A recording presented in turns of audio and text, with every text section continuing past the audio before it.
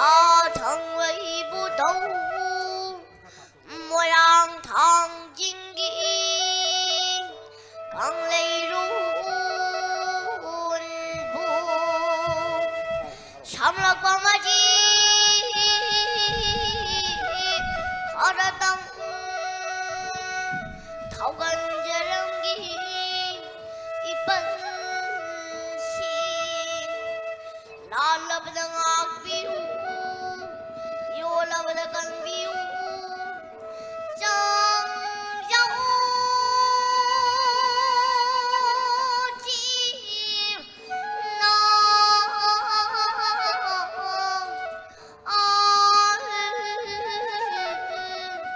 不宁静，把我们俩的马家推比比嘛，马得用把你两个车棍，老那不给你忙到。听到了我的，怕这的不行。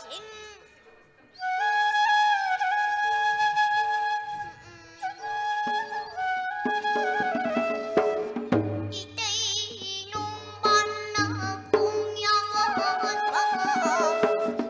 一对农办的那公羊，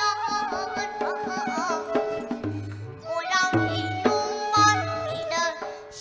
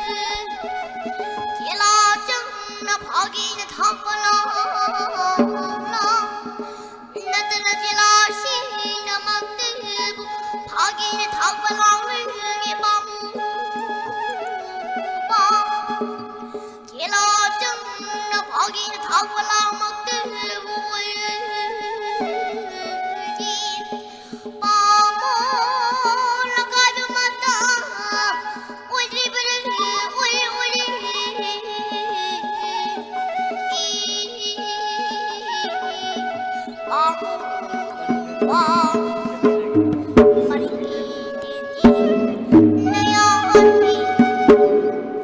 cho kênh Ghiền Mì